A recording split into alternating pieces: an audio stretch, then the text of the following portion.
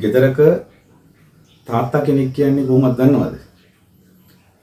ඔයාලට තේරෙන විදිහට කියනවා නම් ගෙදර පුතා අම්මා ඉන්නවා, ඔයාලා ළමයි ඉන්නවා. ගෙදර ඉන්න අම්මා ළමයි ඔයාලා හොඳට සරුසාරව ලස්සනට සැපට ජීවත් වෙනවා නම් ඒකට මූලික හේතුව කවුද? තාත්තා. පුතා තාත්තා කෙනෙක් කියන්නේ පුතා ගහක මුල වගේ. අම්මා ගහක් වගේ පුතා. අම්මා ගහක් වගේ වුණා නම් ඒ ගහේ මුල තමයි තාත්තා. ඒ ගහේ හැදෙන සරුසාරව හැදිච්ච ලොකු ගහක් අම්මා නම් ඒ ගහ සරුසාරව හැදෙන්න ඒ ගහේ මුල තියෙනවනේ. ඒ මුල තමයි පොළවේ තියෙන වතුර ටික, පොහොර ටික ඒ ගහ හැදෙන්න ඕන හැම එකක්ම පොළවෙන් අරන් දෙන්නේ කවුද? තාත්තා කියන්නේ මුල. එතකොට ඒ ගහ සරුසාරව හැදුනාම තමයි ඒ ගහේ එන අතු, මල්, ගෙඩි, ඒ කියන්නේ පළදාව ඔයාලත් ලස්සනට ලෙඩක් දුකක් නැතුව ඔයාලත් ලස්සනට හැදෙන්නේ. එතකොට පුතා සාමාන්‍යයෙන් අපිට ගහක් නේ පේන්නේ. ඒ කියන්නේ සරුසාරව ලස්සනට තියෙන ගහක් පේනවා. ඒ ගහේ හැදෙන මල් පේනවා. ඒ ගහේ හැදෙන ගෙඩි ටික පේනවා. කවදාවත් පුතා ඒ පොළොව යට තියෙන මුල අපිට පේන්නේ නැහැ. ඒ පේන්නේ නැති එකනා තමයි පුතා තාත්තා. ඒ ගහ සරුසාරව හැදෙන්න, මල් හොඳට පිපෙන්න, ගෙඩි ටික හොඳට හැදෙන්න ඔය පොළොව යට ඉන්න තාත්තා, ඒ කියන්නේ මුල ඔය පොළොව යට දුවනවනේ පුතා. ගහක් අපි මෙතන තිබ්බාම සමහරට මුලක් තියෙනවා තව කොහෙද.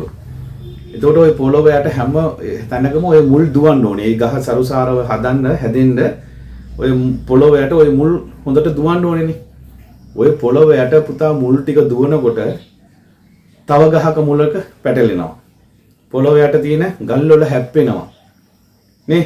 සෑහෙන්න පීඩාවල් විඳලා හැප්පිලා ගැටිලා පුඩි වෙලා තැලිලා තමයි ඔය ගහ සරුසාරව හැදෙන්න ඔය මුල් ටික උදව් කරන්නේ. අන්න ඒ වගේ තමයි පුතා තාත්තත් අපේ ගෙදර ඉන්න අම්මව ඔයාලව ලස්සනට තියන්න, සන්තෝෂෙන් තියන්න, සරුසාරව තියන්න මේ ලෝකේ මේ සමාජේ එක්කෙනා එක්ක ගැටෙනවා පුතා. ව්‍යාපාරේ ගැටෙනවා, කාර්යාලේ රාජකාරී වල ගැටෙනවා.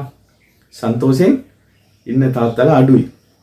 ඒ වගේ ගැටිලා පුටි වෙලා තැලිලා ප්‍රශ්න වලට මූණ දීලා ඔක්කොම කරලා තමයි පුතා ඔය ගෙදර ඉන්න ඔයාලවයි අම්මවයි ලස්සනට සන්තෝෂින් තියන්න තාත්තලා දුක් විඳින්නේ. ඒක අපිට දැනෙන්නේ කොහොමද දන්නවද? අපි තාත්තලා උනාට පස්සේ. පුතා තාත්තා කියන්නේ පුතා ඒක කියවලාම බලන්න ඕනේ. ඒ කියන්නේ පොතේ කවරේ බලපුවාම සමහරට පොත්වල කවරේ ලස්සනට තියෙයි. සමහර පොත්වල කවර කැතට තියෙයි. කවර ඉරිලා තියෙයි. ඒ වුණාට පුතා පොත පෙරලලා ඇතුලේ කියවලා බලද්දි ඒ පොත හරි ලස්සනයි. ඒක කියවලා බලනකොට තමයි ඒක ලස්සන වෙන්නේ. ඒ වගේ තමයි පුතා පොතක් වගේ. තාත්තා කියන්නේ පොතක් වගේ. අපි උඩින් බලලා මේක ලස්සනද, කැතද, ඉරිලාද, පොඩි වෙලාද කියලා බලලා හිතා ගන්න බැරි චරිතයක් තමයි පුතා තාත්තා කියන්නේ. ඒකට මේ පොත කියවලා බලද්දි තමයි අපිට තේරෙන්නේ මේ පොතේ තියෙන දේවල් හරි ලස්සනයි, සුන්දරයි කියන එක දැනෙන්නේ. ඒ වගේ තමයි තාත්තා. එතකොට තාත්තා මේ සමාජයේ සෑහෙන්න දුක් මහන්සි වෙලා, තැලිලා, පොඩි වෙලා තමයි අපිව මේ තැනට ගේන්න දඟලන්නේ. පුතාලා දැකලා තියෙනවද පුතා? තව එක දෙයක් කියන්නම්. ඔය තාත්තලා මම අර ඉස්සෙල්ලා කිව්වනේ. මං කලින් කිව්වා තාත්තා ඇවිල්ලා ආදරේ පෙන්නන්නේ දුෂ්ටෙක් වගේ.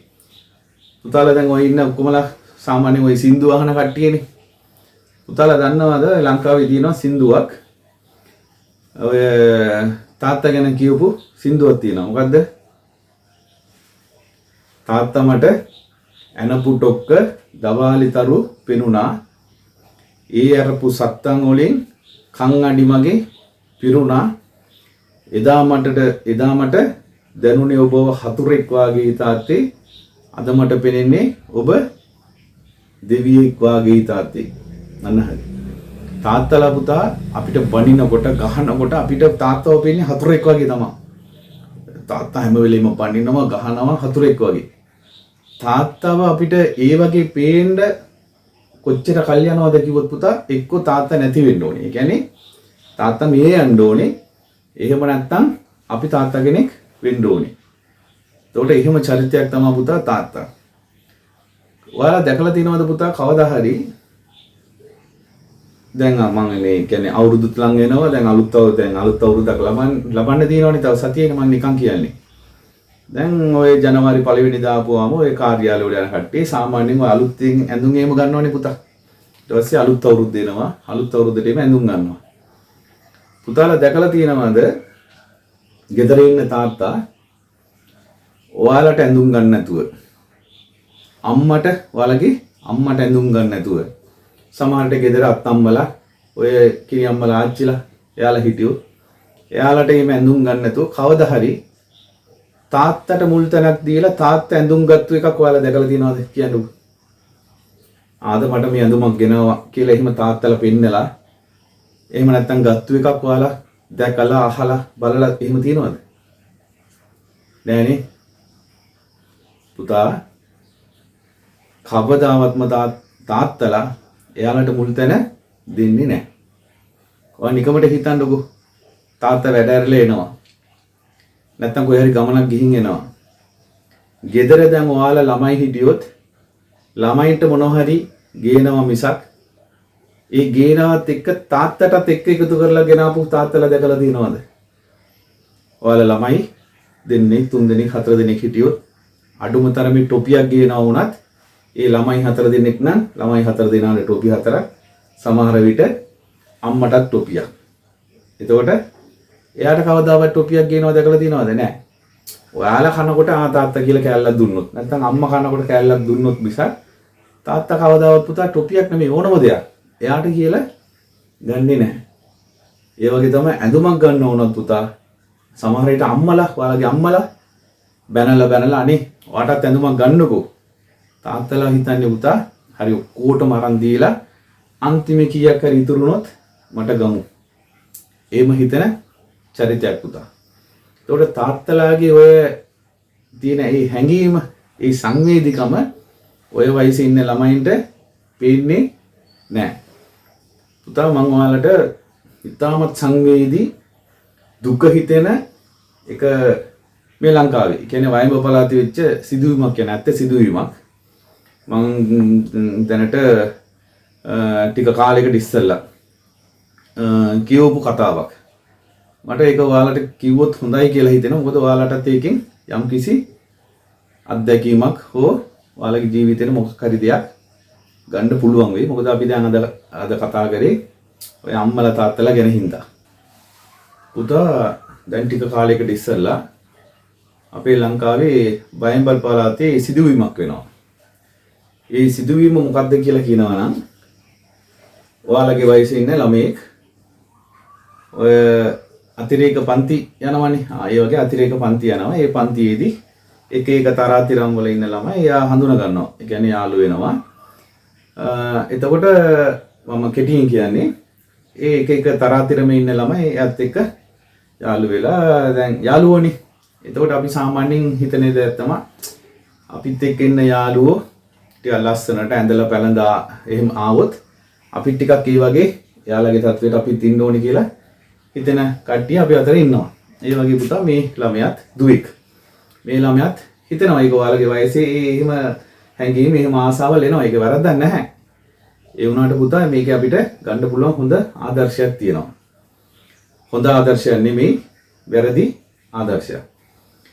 ඉතින් පුතා මේ ළමයාත් ඒ යාළුවන්ගේ තත්වෙට ඉන්න ආස වෙනවා. ඒක මේ වයසේ ඉන ආසාවක්. එතකොට මේ ළමයා ගෙදර ගිහිල්ලා අම්මට කියනවා අම්මේ මම යන පන්තියේ යාළුවෝ මේ වගේ ලස්සනට ඇඳගෙන මෙහෙම එනවා. මාත් බලන්නකො මටත් හොඳ ඇඳුම් කියලා දින්නේ 2යි 3යි. මට මෙහෙම යන්න බෑ.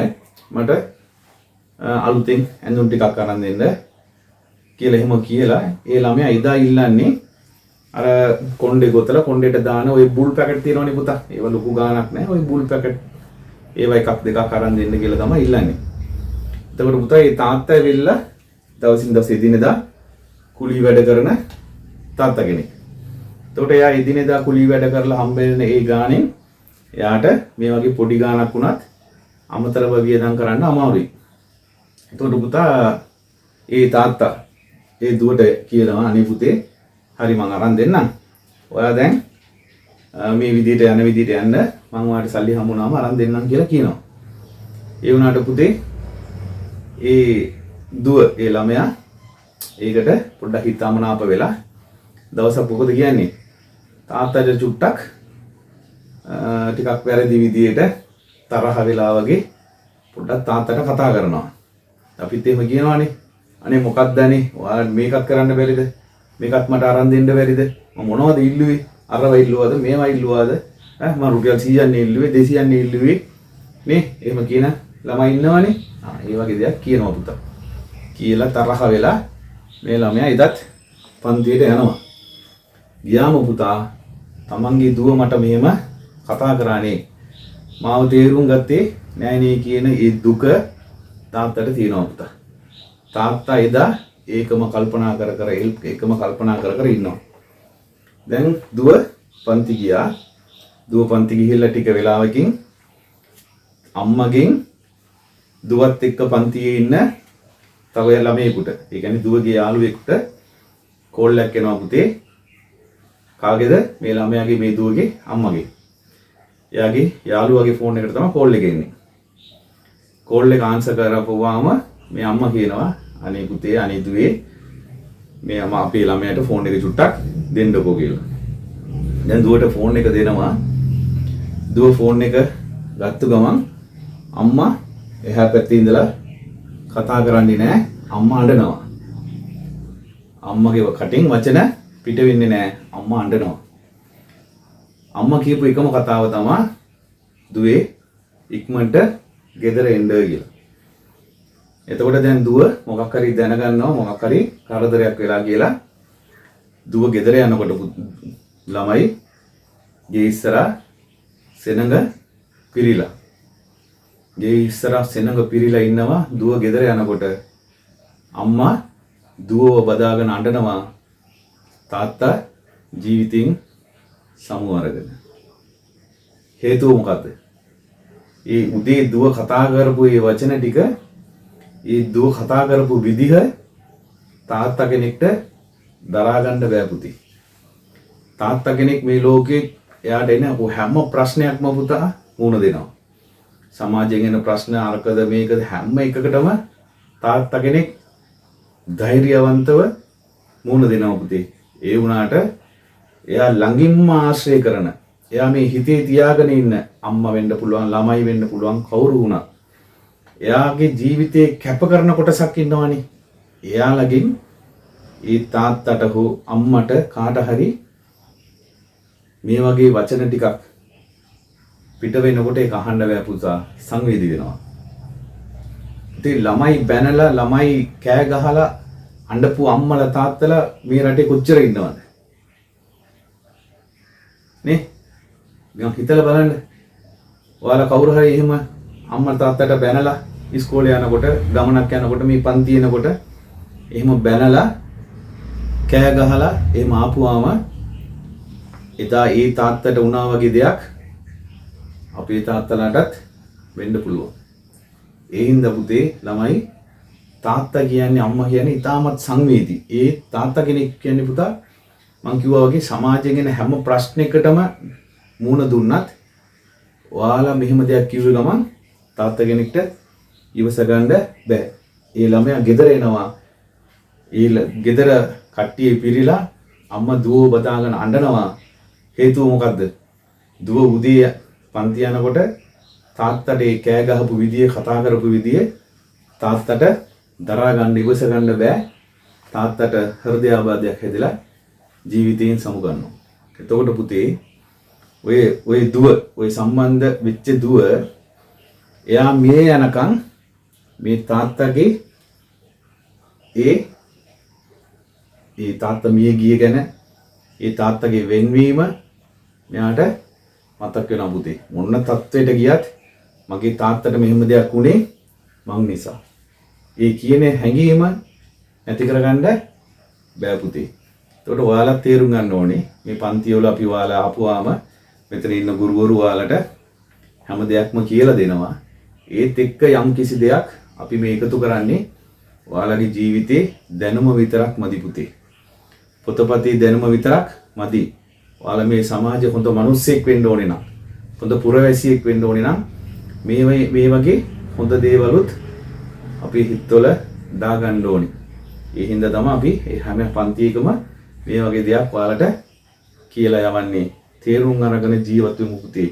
අම්මා තාත්තා කියන්නේ ඊටමත් වටින මේ ලෝකේ මිල කරන්න බැරි මේ ලෝකේ ඒ දෙන්නකින් පස්සේ ඒ තැනට කවුරුත් තියන්න බැරි කාවවත් තියන්න බැරි චරිත දෙකක් පුතේ.